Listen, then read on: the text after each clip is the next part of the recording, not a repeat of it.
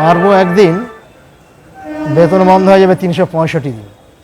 খুব ইচ্ছে আছে যে পরের বৎসর যদি একটা ছোট শর্ট ফিল্ম করি, সেটা ছবিটার নাম হচ্ছে মার, নিজস্ব সৌন্দর্য বৃদ্ধির বিশ্বস্ত প্রসাধন। মানে আমার মনে হয় একটা মানুষ যদি প্রকৃতপক্ষে সুন্দর হয়ে ওঠে, সেটা মারই একমাত্র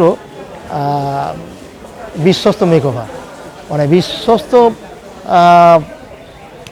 প্রসাধন যদি হয় মার, মার না খেলে মানুষ সুন্দর হয়ে ওঠে না। ফলে যে মানুষগুলো জীবনে মার খেয়েছে সেই মানুষগুলো নিয়ে আজকে আমরা কথা বলতে পারি এবং আগামী পৃথিবীটা ওই সমস্ত মার খাওয়া মানুষদের হাতেই দিতে পারি। আমার মনে হয় যে মানুষ জীবনে মার খায়নি তাদেরকে নেতৃত্ব দিতে আমার ইচ্ছে করেনি, ঘেন্না করে।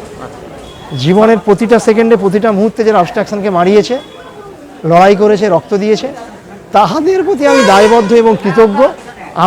আমার সন্তানের, আমার সমাজের দায়িত্ব তারাই নিই। আচ্ছা, আমাদের আগের একটা ছবিতে তুমি পাবলিককে মারার কথা বলেছিলে। আজও তাই বলি, পাবলিককে মারতে চাও তুমি?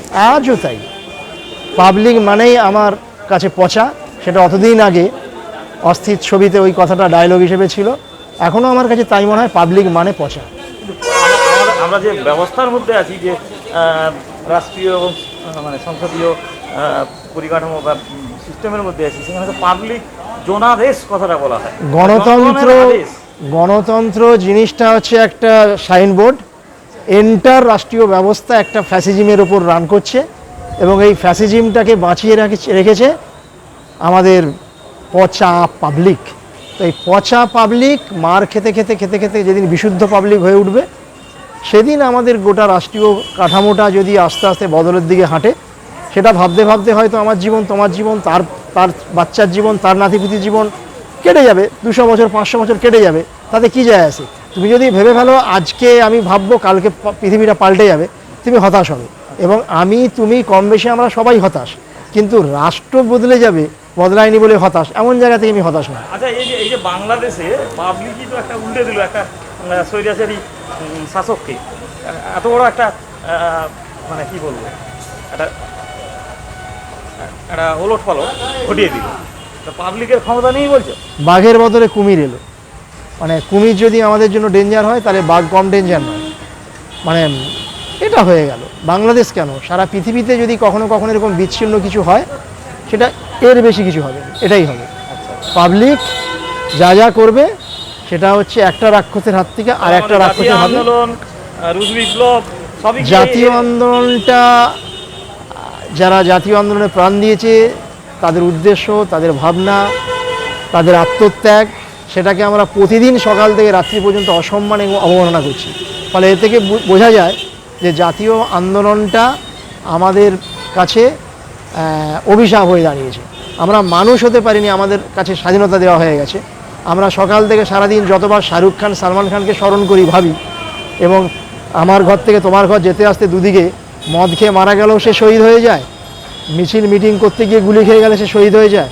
মাঝখান থেকে যে শহীদগুলোর জন্য আমার সন্তান, তোমার সন্তান স্কুল যেতে পারছে, আজকে আমরা আমার কথাটা তোমাকে বলার জন্য বেঁচে আছি বলে তো বলতে পারছি।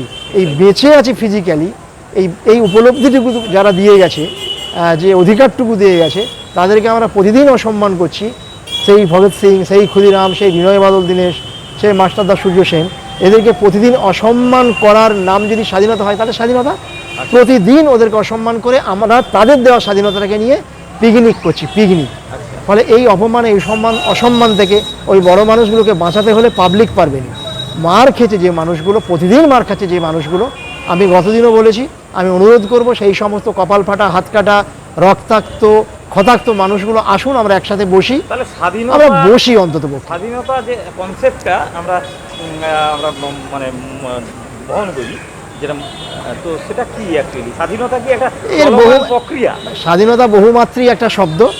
একটা অর্থে আমরা স্বাধীন, চর্চা আবহমান কাল ধরে সেটাকে চর্চা করে যেতে হয়, একটা চলমান প্রক্রিয়া, তার একটা ফেজ আমরা মাইলস্টোন একটা অতিক্রম করতে পারি। এটা নির্ভর করে, এটা দেওয়াটা কি একটা বদনামি না, এটা নির্ভর করে আসলে স্বাধীনতা জিনিসটা তো নির্ভর করে যে তোমার চরিত্রগত দিকটা কি, তুমি কোন চরিত্রের মানুষ, তুমি কি ধরনের স্বাধীনতায় তুমি কমফোর্ট ফিল করবে। একটা গরুর কাছে যেটা স্বাধীনতা, একটা পাখির কাছে তার স্বাধীনতা নয়। একটা পাখির কাছে যা স্বাধীনতা, একটা কুয়োর মধ্যে যে ব্যাঙটুকু আছে তার কাছে তার স্বাধীনতা নয়। ফলে আবার যে কুয়োর মধ্যে নর্দমার মধ্যে যে ব্যাঙটা বাস করে, যে মাছটা বাস করে, তার কাছে নর্দমাটা স্বাধীনতা। আবার ঠিক সমুদ্রে তাকে ছেড়ে দিলে কিন্তু সে পরাধীন, সে মারা যাবে। আনতে তো হবে তোমাকে, মানে তুমি এত এত বিচিত্র স্বাধীনতা নিয়ে চলে এলে, কোনটা বৈধ কোনটা না, সঠিক? সেই স্ট্যান্ডার্ড স্বাধীনতার মানটা আজও নির্ণয় করা হয়নি, এবং সেই স্ট্যান্ডার্ড মানটা যারা নির্ণয় করবে সেই মানুষগুলো আজও বিচ্ছিন্ন হয়ে আছে, সেই মানুষগুলোই পা চাটছে, সেই মানুষগুলোই তো অর্ধমিত হ্যাং হয়ে আছে।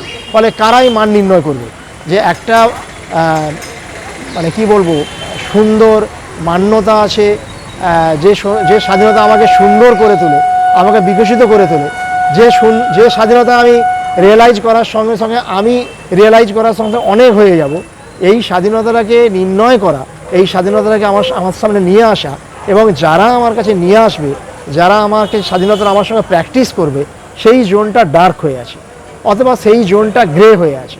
তো এই ডার্ক জোন বা গ্রে জোনটা ওভারকাম করা তো চারটিখানি কথা নয়, সেটা ওইরকম একটা বাংলাদেশ, একটা ওয়ার্ল্ড স্ট্রিট সেন্টার দিয়ে ওই ডার্ক বা ওই গ্রে সেন্টারটাকে আমরা ওভারকাম করতে পারবো বলে অন্তত আমার মনে হয়নি।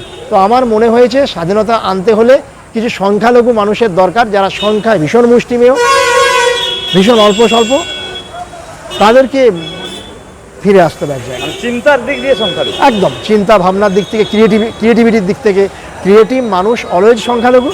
যারা ক্রিয়েটিভ মানুষ, আর ক্রিয়েটিভ মানুষ আমি তাদেরকেই বলবো যারা মার খাচ্ছে। আমি আগেই বলেছি, যদি একদিনও 1 সেকেন্ডের জন্য কেউ মার না খায়, তার কোনো রাইট নেই নিজেকে ক্রিয়েটিভ বলার।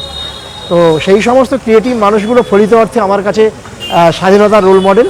তো তারা যদি কখনো আসে, তাহলে নিশ্চিত তুমি, আমি, আমার মতো বহু সংখ্যালঘু মানুষ আছে যারা হয়তো অনেকটা নিজেদেরকে কিছু দিয়ে দিতে পারবে।